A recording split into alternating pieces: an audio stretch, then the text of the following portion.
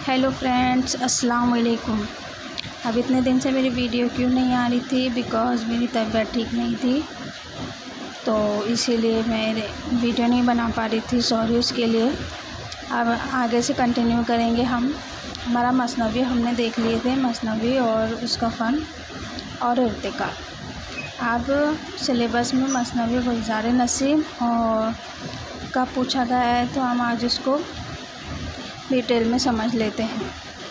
Second unit, और हम UGC net paper 2 Urdu की फ्री प्रिपरेशन कर रहे हैं सिलेबस के अकॉर्डिंग। और जिसको भी जो भी टॉपिक क्लियर नहीं हो रहा है तो कमेंट में बता दीजिए, तो मैं वो टॉपिक क्लियर आप लोगों को करवा दूँगी। टॉपिक का नाम बता दीजिए तो मैं आपको टॉपिक करवा दूँगी क्लियर, और सिलेबस के अकॉर्डिंग ही करवाऊँगी। कुछ भी बकवास नहीं चीज़ें होंगी, और जिस तरह मैंने क्लियर किया है यूजीसी नेट वो आपको गाइड करूँगी मैं, और आपको बताऊँगी किस तरह से आप कर सकते हैं फर्स्ट टाइम में ही यूजीसी नेट क्रैक। ओके, चलिए स्टार्ट करते हैं। मसनवी गुलज़ार नसीम। गुलज़ार नसीम निहाल चंद्र लाहौरी के नसरी किस्से मज़हब इश्क का मंजूम तर्जुमा है, लेकिन नसीम ने इस किस्से को इस तरह अपना लिया है कि मज़हब इश्क को लोगों ने फरामोश कर दिया। इस मसनवी में जो कहानी पेश की गई वो हिंदी असल नहीं, ना ही इसका ताल्लुक़ ईरानी लोक कथाओं से है, बल्कि इसकी तश्कील में हिंदी व ईरानी दोनों रिवायतों का हाथ है। इसकी तख्लीक हिंदुस्तानी ही में हुई। इसमें हिंदू मुस्लिम तहज़ीब के मिले जुले असरात नुमायाँ है। शहज़ादे के गुल बकौली की तलाश में निकलने से शादी हो जाने तक, ईरानी रंग और इंदर सबा के वाक़े से बकौली के दोबारा पैदा होने तक हिंदुस्तानी रंग गालिब है। किरदारों के ज़ैनुल मलूक, ताजुल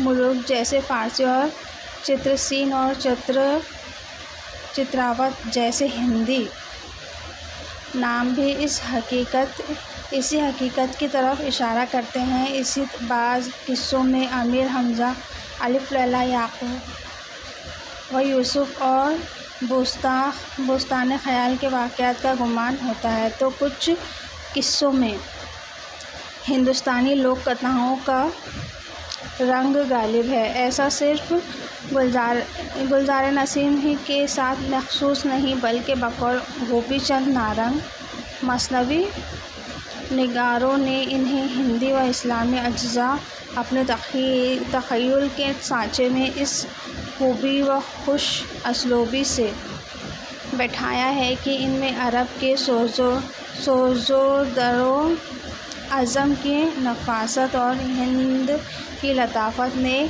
बाहमद गरमल के कर फ़रेब नज़र की एक नई कैफ़ियत पैदा करती है। कहानी फ़न के एतबार से इस मसनवी में कोई नदरत और नयापन नहीं, वही इश्क व मोहब्बत की रिवायती अंदाज़, शहज़ादे और शहज़ादी की आँख मिचोली तिलिस्मी फ़िज़ा और माफ़ूक़ुल फ़ितरत अनासिर के भरमार, शजाअत व बहादी से कहीं ज़्यादा किस्मत की यारवी से गौहर मकसूद हासिल कर लेने जैसे वाक़यात ज़ाहिर है कि आज के साइंसी ज़हन को किसी तरह अपील नहीं कर सकते। लेकिन जिस अहद से इस मसनवी का ताल्लुक़ है, इस में लोगों की दिलचस्पियाँ ऐसे ही गैर फितरी व मसनूई वाक़यात तक महदूद थी। इतना ही नहीं, बल्कि वो खुद ऐसी ही मसनूई फ़िज़ाओं में सांस ले रहे थे और ऐसी ही गैर फितरी ज़िंदगी गुजारी।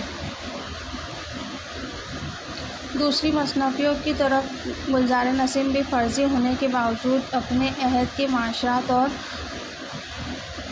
تہذیب و تمدن کی عکاس و ترجمان ہے، اور اس مصنوعی کے فرضی قصے کے پس منظر میں کچھ حقیقی واقعات ہیں جنہیں مصنوعی نگار کے تخیل نے قصے کی شکل میں ڈھال دیا ہے۔ یہ مصنوعی زبان کا چٹخارا اور تفریح طبع کا سامان تو فراہم ہی کرتی ہے، ساتھ ہی اپنی مخصوص عہد کے مزاج و معاشرت، نظریہ، حقیقت، عقائد و ہمات اور اجتماعی ذہن کی نباض اور آئینہ دار ہے، اور اپنے متعلقہ معاشرے کی ذہنی، سماجی و تہذیبی دستاویز کی حیثیت رکھتی ہے۔ گلزار نسیم لکھنوی تہذیب کی نمائندہ و ترجمان ہے۔ اس کے ہر کردار پر لکھنوی تہذیب کا رنگ چڑھا ہوا ہے۔ آرائش و زیبائش، نشست و برخاست و رسوم و روایت، شادی بیاہ، رقص و سرور کی مجلس تمام ہی لکھنؤ تہذیب کا عکس دکھائی دیتی ہے۔ لکھنؤ معاشرت کی طرح اس مصنوعی میں بھی عورتوں کی قربانی نظر آتی ہے۔ صنف نازک کی اہمیت اور مردوں کی کم حکمتی کا اندازہ ان اشعار میں ملاحظہ، جو خط کی شکل میں تاج الملک نے گل بقولی کو لکھا ہے۔ یہ اشعار لکھنوی اقدار حیات کی ترجمان ہے۔ تجھ سے میری خاطر اب کہاں جمع، تو بستر شعلہ میں رگ شمع، تو جو شش یم میں مور بے پر، میں نقش قدم تو باد سرسر۔ اس مصنوعی کی اہمیت اس کی فنی خوبیوں کی وجہ سے زیادہ ہے۔ یہ مصنوعی لکھنؤ کے شائستہ ذہن ادبی مزاج کا آئینہ دار ہے۔ لکھنوی تہذیب کی تصنع اور نزاکت کا واضح اثر ہمیں اس مصنوعی کے اسلوب اور لب و لہجے میں نظر آتا ہے۔ نسیم نے صنائع و بدائع، بندشوں کی چستی اور تشبیہات و استعارات اتنا زور صرف کیا ہے کہ اس کے نتیجے میں مصنوعی کی فضا رنگوں کی امتزاج سے کافی رنگین ہو گئی ہے، اور کمال کے رکھ رکھاؤ اور تراش و خراش سے ظاہر ہے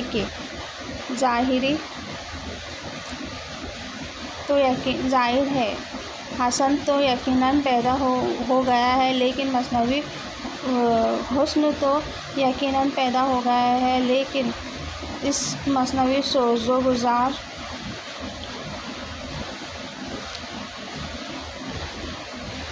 سے محروم ہو گئی ہے، جس کا احساس ہمیں سحر البیاں کے سادہ و سلیس لب و لہجے میں ہوتا ہے۔ صنائع و بدائع کی زیادتی سے کلام میں